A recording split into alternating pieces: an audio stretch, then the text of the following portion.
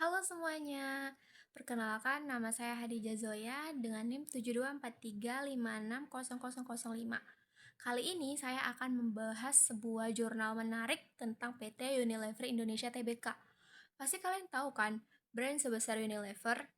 Tapi tahu nggak kalau di tahun 2024 kemarin, laba mereka anjlok loh sampai hampir 30%. Padahal data BPS bilang pengeluaran masyarakat kita itu lagi naik. Kok bisa sih? Yuk kita bahas. Fenomena ini dibahas dalam sebuah jurnal ilmiah yang akan saya review hari ini. Sebelum masuk ke analisisnya, saya perkenalkan dulu identitas jurnalnya ya. Judul jurnal yang saya review adalah Analysis of Business Strategy of PT Unilever Indonesia Tbk using SWOT Matrix and Pastel. Artikel ini diterbitkan dalam Airlangga Development Journal yang merupakan jurnal nasional terakreditasi Sinta 4. Jurnal ini terdapat pada volume 9 nomor 2 halaman 159 sampai 174 dan diterbitkan pada tahun 2025, sehingga masih sangat relevan karena terbit dalam 5 tahun terakhir. Penulis artikel ini adalah Akbar Muhammad Wicaksono dan Arifiani Wijayanti. Penelitian ini bertujuan untuk menganalisis secara strategis mengapa PT Unilever Indonesia Tbk itu mengalami penurunan laba di tengah meningkatnya konsumsi masyarakat, serta merumuskan strategi bisnis yang lebih adaptif berdasarkan analisis SWOT dan Pastel. Subjek penelitian ini adalah PT Unilever Indonesia sebagai entitas organisasi yang dikaji. Artinya, perusahaan inilah yang menjadi fokus utama pengamatan dan analisis. Sedangkan objek dan penelitiannya adalah strategi bisnis perusahaan, khususnya bagaimana perusahaan merespon faktor internal dan eksternal yang mempengaruhi kinerja keuangan di tahun 2024. Metode yang digunakan adalah deskripsi kuantitatif dengan pendekatan single case study. Artinya penelitian ini tidak hanya menggunakan perhitungan statistik atau regresi, melainkan menggambarkan dan menginterpretasikan kondisi keuangan perusahaan sebagai data sekundernya. Pendekatan single case study dipilih karena fokus penelitiannya hanya pada satu perusahaan dan satu fenomena spesifik, yaitu penurunannya laba di tahun 2024.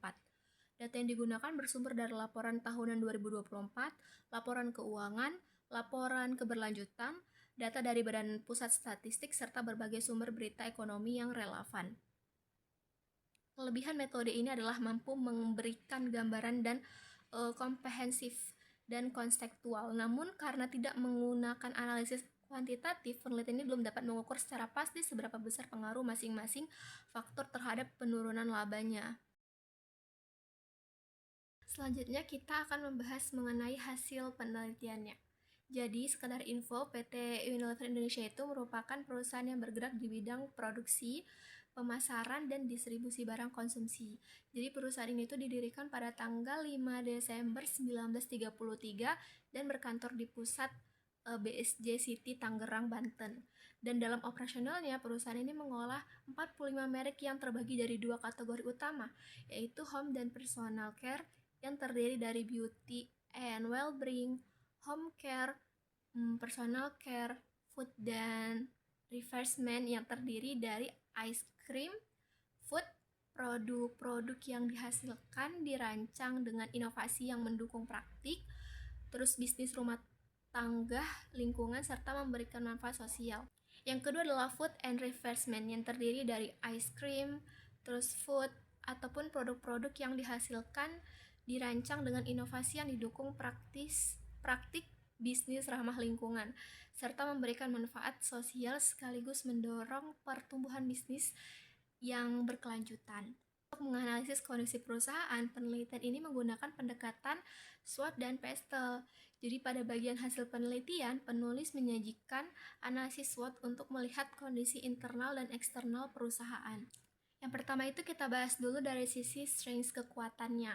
Jadi penelitian ini menunjukkan bahwa PT Unilever Indonesia itu memiliki beberapa keunggulan, di antaranya dukungan kebijakan fiskal yang mendorong konsumsi domestik, terus produk kebutuhan pokok yang tetap relevan ketika daya belinya menurun, serta insentif digitalisasi dan komitmen terhadap keberlanjutan. Namun dari sisi kelemahannya, perusahaan juga menghadapi beberapa tantangan seperti tekanan inflasi yang menekan margin, terus perubahan preferensi konsumen Termaksudlah fenomena boikot serta adopsi teknologi yang belum sepenuhnya optimal.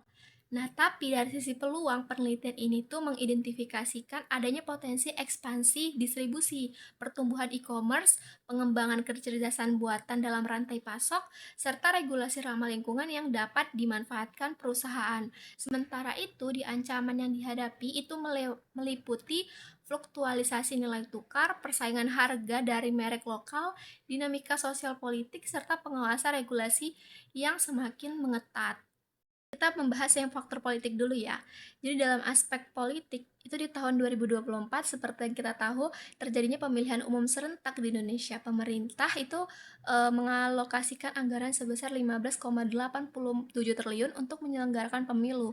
Jadi anggaran ini tuh nggak hanya digunakan untuk KPU dan Bawaslu, tetapi juga mendorong peningkatan aktivitas ekonomi melalui belanja pemerintah dan pengeluaran kampanye. Dampaknya terhadap sektor FECG ini cukup signifikan karena konsumsi pemerintah kan diperkirakan akan meningkat tuh 1%. Dan konsumsi lembaga nirlaba yang melayani rumah tangga itu juga meningkat sekitar 6,57% dalam jangka pendek. Yang kedua adalah ekonomi. Dalam aspek ekonomi, penurunan laba PT Unilever Indonesia Tbk sebesar 29,83% menjadi 3,36 triliun pada tahun 2024 dipengaruhi oleh kombinasi tekanan makro dan mikroekonomi. Kenaikan inflasi menyebabkan lonjakan biaya bahan baku, energi, serta distribusi yang secara langsung meningkatkan struktur biaya produksi perusahaan. Ketergantungan pada bahan baku impor itu juga membuat perusahaan terdampak fluktuasi nilai tukar rupiah, sehingga biaya menjadi semakin tidak stabil. Yang ketiga itu faktor sosial. Dalam aspek sosial terdapat perubahan perilaku konsumen Indonesia yang semakin selektif dan juga sensitif terhadap harga. Konsumen kini lebih mengerti dan mempertimbangkan value for money dan cenderung mencoba merek yang lebih alternatif. Kesadaran terhadap produk lokal dan halal itu juga semakin meningkat sehingga memperkuat posisi merek-merek domestik. Selain itu, perubahan preferensi terhadap faktor sosial politik berupa gerakan boikot terhadap perusahaan multinasional yang dianggap memiliki afiliasi dengan konflik geopolitik itu juga mempengaruhi.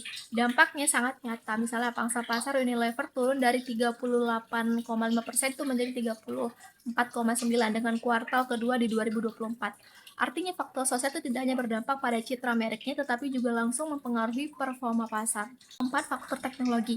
Dari sisi teknologi, perusahaan telah melakukan transformasi digital melalui platform berbasis cloud untuk menghubungkan distributor, sales, dan retailer mikro.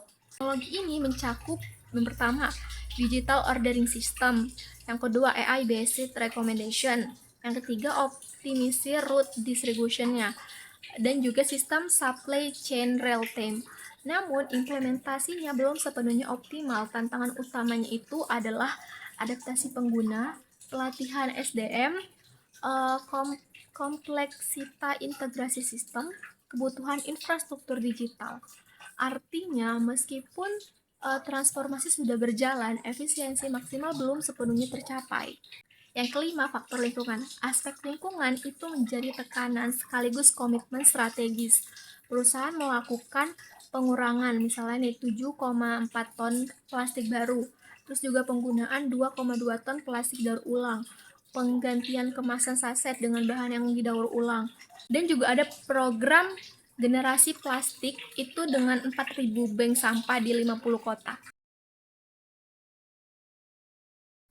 Integrasi matriks, SWOT, dan pastel pada PT Unilever Indonesia Tbk menunjukkan bahwa posisi strategis perusahaan itu dipengaruhi oleh interaksi antara faktor internal dan eksternal secara simultan. Dari sisi politik, perusahaan memiliki kekuatan berupa dukungan kebijakan fiskal yang mendorong konsumsi domestik, terutama saat momentum pemilu. Namun ketidakpastian secara pasca pemilu itu bisa menjadi kelemahan karena dapat menghambat perencanaan strategis jangka panjang. Stabilitas politik membuka peluang ekspansi, tetapi perubahan kebijakan regulasi tetap menjadi ancaman yang harus diantisipasi. Pada aspek ekonomi, kekuatan Unilever terletak pada produk kebutuhan pokok yang tetap relevan meskipun daya beli masyarakat menurun. Namun, inflasi tinggi dan kenaikan biaya produksi itu menjadi kelemahan utama yang menekan margin laba, fluktuasi nilai tukar, serta persaingan harga dari produk lokal itu juga menjadi ancaman yang signifikan. Di sisi lain, peluang muncul melalui ekspansi distribusi dan optimalisasi logistik untuk menjangkau pasar yang lebih luas secara efisien. Dalam aspek sosial, meningkatnya kesadaran masyarakat terhadap nilai lokal dan produk halal itu menjadi kekuatan apabila dimanfaatkan dengan baik melalui strategi branding yang tepat. Namun, perubahan preferensi konsumen serta fenomena boikot terhadap perusahaan multinasional itu menjadi kelemahan sekaligus ancaman yang berdampak pada keberlangsungan pangsa pasar. Peluang tetap terbuka melalui peningkatan perdagangan elektronik dan keterlibatan digital untuk membangun kembali loyalitas konsumen. Setelah kita melihat bagaimana penelitian ini menganalisis dan merumuskan strategi bagi PT Unilever Indonesia Tbk, sekarang saya akan membahas mengenai kekuatan dan juga kelemahan dari penelitian ini. Kekuatan dari penelitian ini. Penelitian ini itu memiliki kekuatan pada penggunaan dua pendekatan analisis strategis sekaligus, yaitu analisis SWOT dan analisis PESTEL, sehingga mampu memberikan gambaran yang komprehensif mengenai kondisi internal dan eksternal perusahaan.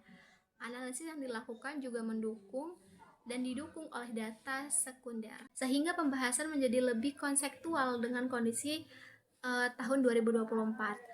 Selain itu, penelitian ini juga tidak hanya berhenti pada identifikasi masalah, tetapi juga menyajikan rekomendasi strategi bisnis, teori Research Based View atau RBV, dan Dynamic Capability, sehingga memiliki dasar teoritis yang jelas. Kelemahan penelitian, namun dalam penelitian ini masih memiliki keterbatasan karena menggunakan metode deskriptif kualitatif tanpa analisis kuantitatif lanjutan untuk mengukur secara pasti besarnya pengaruh masing-masing faktor terhadap penurunan laba. Hubungan kausal antara faktor boikot, inflasi, fluktuasi, nilai tukar terhadap penurunan laba itu belum diuji secara statistik. Selain itu juga penelitian ini hanya menggunakan satu objek studi, sehingga hasilnya itu dia belum tentu dapat digeneralisasikan.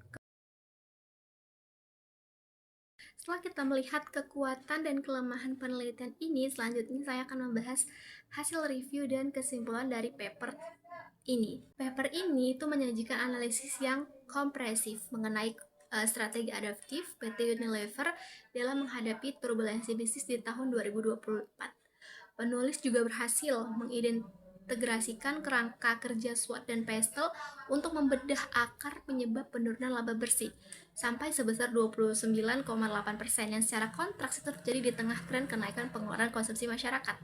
Kekuatan utama penelitian ini itu terletak pada kemampuan mengidentifikasi variabel eksternal yang sangat spesifik dan juga aktual gitu, seperti sentimen geopolitik dan fenomena drought trending akibat inflasi tadi, yang terbukti itu dapat mendistrupsi pangsa pasar perusahaan. Penggunaan teori research basic view ini itu memberikan landasan yang kuat dalam menilai bagaimana aset internal perusahaan dapat merespon tekanan pasar tersebut. Integrasi antara data empiris dan teori strategis itu membuat penelitian ini relevan baik secara akademik maupun juga dalam praktiknya. Namun demikian, sebagai catatan dari saya, analisis yang disajikan itu dalam paper masih dominan bersifat deskripsi kuantitatif. Terdapat celah di mana penulis belum menyertakan analisis yang kuantitatif yang lebih geared untuk mengukur elastisitas atau derajat pengaruh masing-masing faktor PESTEL terhadap volatilitas laba. Selain itu, meskipun rekomendasi strategis mengenai digitalisasi melalui platform dan penguatan citra merek lokal sudah tepat secara teoritis, paper ini tuh masih memerlukan elaborasi lebih lanjut mengenai langkah implementasi yang lebih konkret. Dari hasil review ini dapat disimpulkan bahwa strategi berbasis optimalisasi sumber daya internal, percepatan transformasi digital, serta penguatan citra merek yang selaras dengan nilai sosial masyarakat itu menjadi kunci dalam mempertahankan daya saingnya. Demikian hasil review yang dapat saya sampaikan.